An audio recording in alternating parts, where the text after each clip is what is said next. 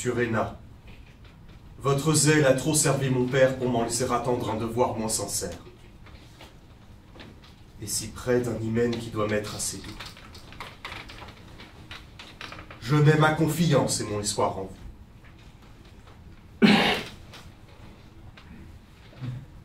Palmis, avec raison de cet hymen, murmure, mais je puis réparer ce qui lui fait d'injure. Et vous n'ignorez pas qu'à former ces grands nœuds, mes pareils ne sont point tout à fait maîtres d'eux.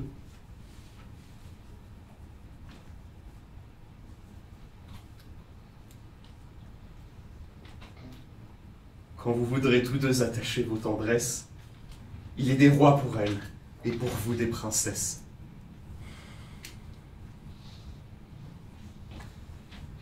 Et je puis hautement vous engager ma foi que vous ne vous plaindrez du prince ni du roi. Cessez de me traiter, Seigneur, en mercenaire. Je n'ai jamais servi par espoir de salaire. La gloire m'en suffit, et le prix que reçoit... Je sais ce que je dois quand on fait ce qu'on doit. Et si de l'accepter ce grand cœur vous dispense, le mien se satisfait alors qu'il récompense.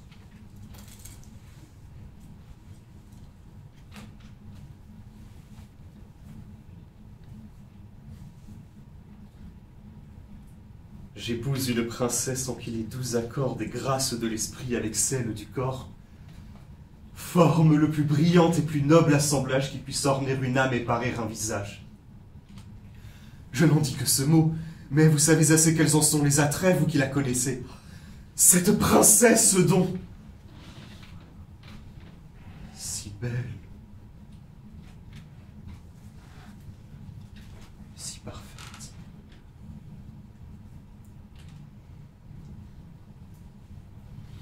Je crains qu'elle n'ait pas ce que plus je souhaite. Qu'elle manque d'amour. Ou plutôt que ses vœux n'aillent pas tout à fait du côté que je veux. Vous qui l'avez tant vue, et qu'un devoir fidèle a tenu si longtemps près de son père et d'elle, ne me déguisez point ce que dans cette cour sur de pareils soupçons vous auriez eu de jour.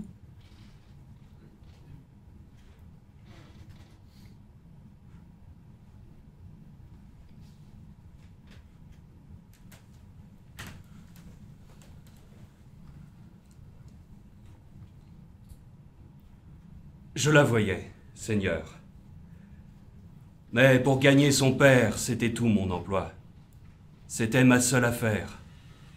Et je croyais par elle être sûr de son choix. Mais Rome et son intrigue eurent le plus de voix. Du reste, ne prenant intérêt à m'instruire que de ce qui pouvait vous servir ou vous nuire, comme je me bornais à remplir ce devoir, je puis n'avoir pas vu ce qu'un autre eût pu voir. Si j'eusse pressenti que, la guerre achevée, à l'honneur de vos feux elle était réservée, j'aurais pris d'autres soins, et plus examinés. Mais j'ai suivi mon ordre, et n'ai point deviné.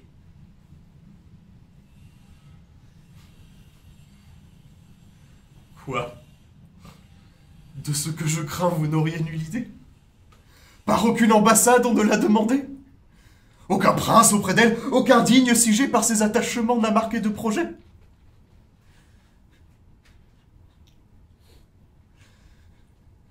Car il vient quelquefois du milieu des provinces. Des sujets en nos cours qui valent bien les princes! Et par l'objet présent des sentiments émus n'attendent pas toujours des rois qu'on n'a point vus. Durant tout mon séjour, rien n'y blessait ma vue. Je n'y rencontrai point de visite assidue, point de devoir suspect, ni d'entretien si doux, que si j'avais aimé, j'en dusse être jaloux. Mais qui vous peut donner cette importune crainte, Seigneur? Plus je la vois, plus j'y vois de contraintes. Elle me semble, aussitôt que j'ose en approcher, avoir... je ne sais quoi qu'elle me veut cacher. Non qu'elle ait jusqu'ici demandé de remise, mais ce n'est pas m'aimer, ce n'est qu'être soumise. Et tout le bonheur que j'en puis recevoir, tout ce que j'en obtiens ne part que du devoir. N'en appréhendez rien. Encore tout étonnée, toute tremblante encore au seul nom d'Hyménée, pleine de son pays, pleine de ses parents, il lui passe en l'esprit, sans chagrin différent. Mais il semble à la voir que son chagrin s'applique à braver par dépit l'allégresse publique. Inquiète, rêveuse, insensible aux douceurs que par un plein succès l'amour verse en nos cœurs. Tout cessera, Seigneur, dès que sa foi reçue aura mis en vos mains la main qui vous est due. Vous verrez ses chagrins détruits en moins d'un jour, et toute sa vertu devenir tout amour.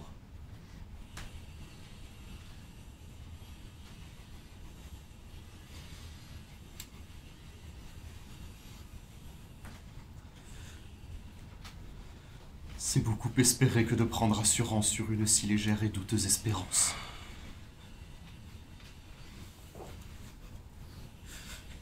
Et qu'aura cet amour d'heureux, de singulier, qu'à son trop de vertu je devrais tout entier? Qu'aura-t-il de charmant cet amour, s'il ne donne que ce qu'un triste hymen ne refuse à personne? Esclave dédaigneux d'une odieuse loi, qui n'est pour toute chaîne attachée qu'à sa foi! Pour faire aimer ses lois, l'hymen ne doit en faire qu'afin d'autoriser la pudeur à se taire. Il faut pour rendre heureux qu'il donne sans gêner, et prête un doux prétexte à qui veut tout donner.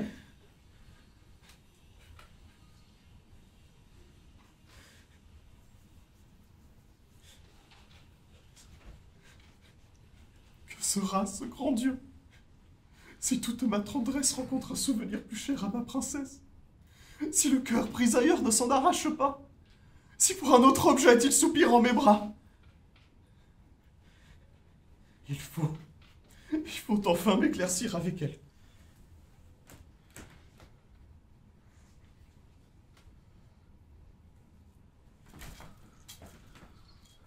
Seigneur, je l'aperçois. L'occasion est belle. Mais si vous en tirez quelque éclaircissement qui donne à votre crainte un juste fondement, que ferez-vous? J'en doute. Et pour ne vous rien feindre, je crois m'aimer assez pour ne la pas contraindre. Mais tel chagrin aussi pourrait me survenir que je l'épouserais afin de la punir. Un homme dédaigné souvent croit beaucoup faire quand il rompt le bonheur de ce qu'on lui préfère.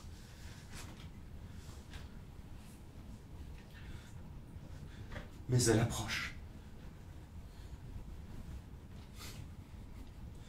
Allez, laissez-moi seul agir. J'aurais peur devant vous d'avoir trop à rougir.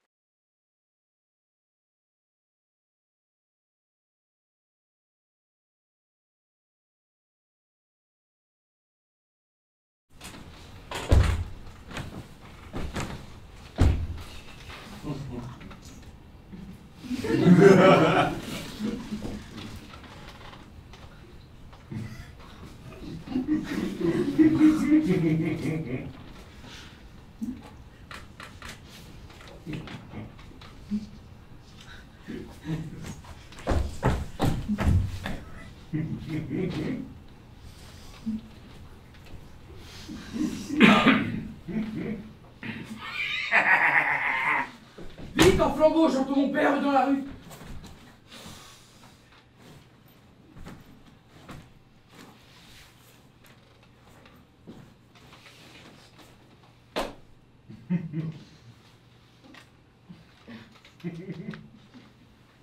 Ah, mon père, si ma tante, qui vous fait déloger? Où courez-vous la nuit? Je veux aller juger. Mais qui jugeait? Tout dort? Ma foi, je ne dors guère. Tu te sacs, il en a jusqu'aux os, j'arrête. Je ne veux de 3 mois rentrer dans la maison. De sacs et de procès. J'ai fait provision. Et qui vous nourrira? Le buvetier, je pense. Les enfants, où dormirez-vous, mon père? Oh, Dios.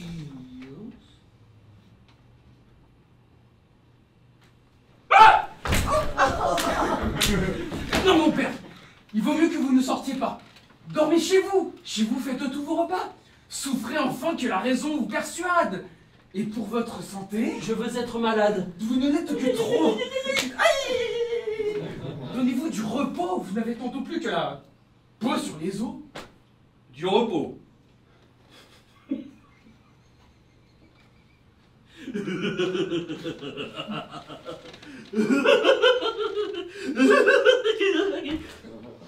Ah, sur toi tu veux gagner ton père?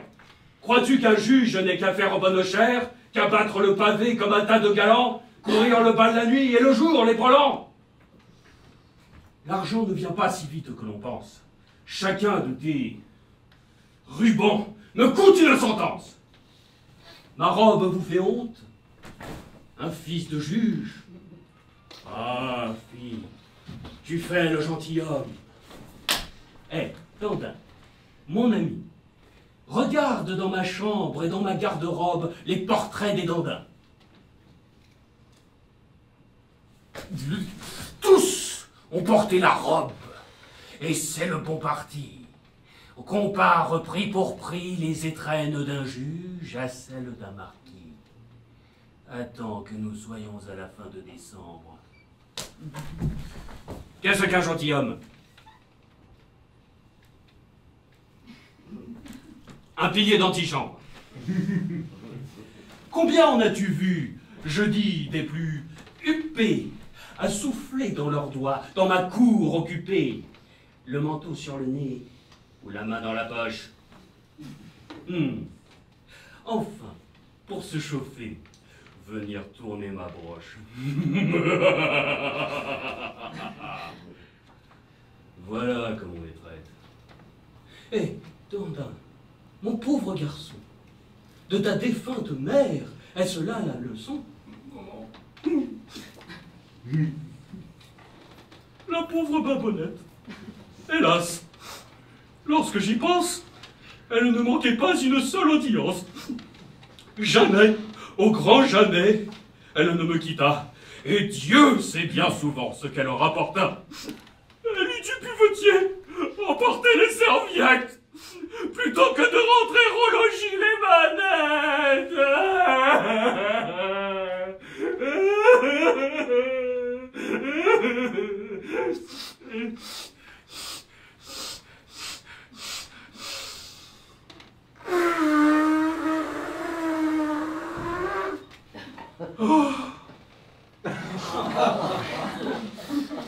Et voilà comme on fait les bonnes maisons. Va, tu ne seras qu'un sot. Vous morfondez là, mon père.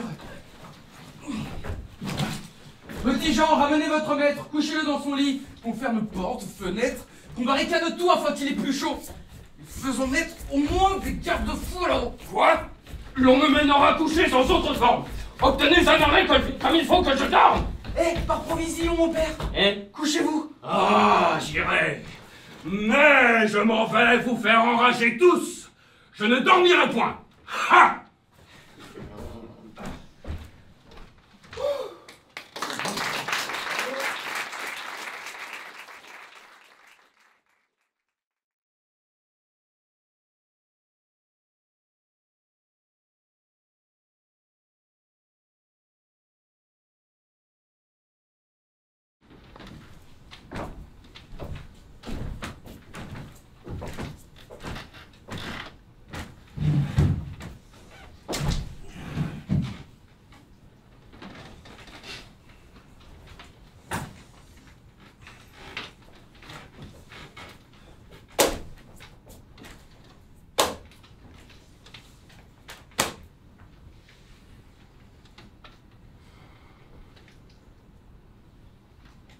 Dites-moi, Martidon, franchement, est-ce que vous savez pourquoi vous êtes là?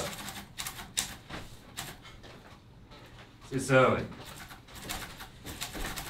Eh bien, vous êtes là parce que vous êtes soupçonné. Ouais, c'est comme ça. De témoin, vous êtes devenu suspect. Comme ça, de fil en aiguille.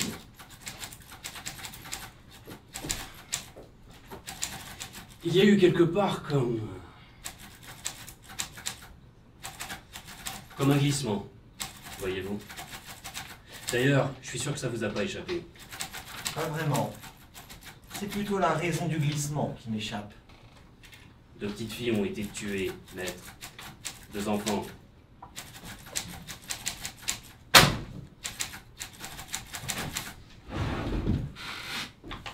La première, le 25 novembre, sur la plage de Saint-Clément. Et la deuxième, le 3 décembre, sur le terrain communal de Jaubourg, à 2 pas de chez vous. Or, il se trouve malheureusement pour vous que le soir du premier meurtre, vous étiez dans le secteur, et que le jour du second, vous étiez, si j'ose dire, à pied d'œuvre, puisque c'est vous qui découvrez le corps. Et qui prévient la police. Vous savez, maître, les murs de cette pièce ne suffiraient pas à graver le nom de tous les assassins qui auraient soi-disant découvert le corps de leur victime. Ce qui, à bien réfléchir d'ailleurs, est normal, puisque ce sont eux les premiers informés. Je remarque que vous avez une conception très personnelle du devoir civique, monsieur l'inspecteur. Je ne me souviens plus qui a dit que... Faut dire que vous vous souvenez plus de grand-chose, hein? Qui a dit... On cesse d'être en sécurité dès qu'on passe la porte d'un commissariat. Avec vous, composer le numéro de la police donne déjà la chair de poule. Bon, on va laisser de côté provisoirement le coup de téléphone et on va regarder. Pourquoi? Pourquoi? Le préposé a formellement authentifié ma voix. C'est exact, oui. Je remarque que pour une fois qu'un témoignage m'est favorable, on passe à autre chose. L'inspecteur a dit provisoirement. Merci, Belmont. Bon, très bien. On parle de quoi alors, hein? De chiens? D'oiseaux? Du premier meurtre, si vous voulez bien. Saint-Clément. Les dunes de Saint-Clément. C'est pas vieux, ça remonte à 6 semaines. Le matin du 25 novembre, un mardi. La plage, côté sud.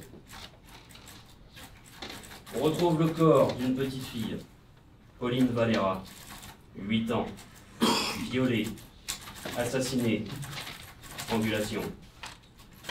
Ça a dû se passer dans le Locos. Elle a couru et le tueur l'a rattrapée sur la plage. Le même jour, on retrouve votre voiture en stationnement irrégulier sur le port à moins d'1 kilomètre des dunes. Elle avait dû y rester toute la nuit. Une ronde de gendarmerie en a relevé le numéro à 7h15 ou 7h20. En effet, les montres du gendarme Berger et du brigadier éclairé différaient de quelques minutes. Mais ça, j'espère que vous n'avez pas chicané là-dessus. Je ne dis rien. On retrouve le corps de la petite une demi-heure plus tard. On avait remis les montres à l'heure. Antoine, je sais pas ce qui me retient de lui foutre la pécade dans la gueule. Le règlement, Belmont. Tout simplement le règlement. J'avoue quand même, maître, que s'il n'y avait pas ce putain de règlement... Mais vous m'avez déjà interrogé là-dessus 100 fois. J'ai répondu 100 fois.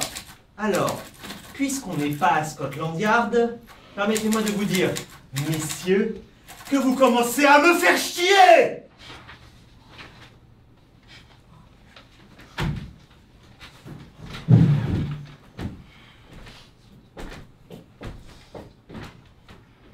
C'est peut-être pas indispensable d'enregistrer cette parenthèse. Peut-être pas, non. Moi, c'est comme moi.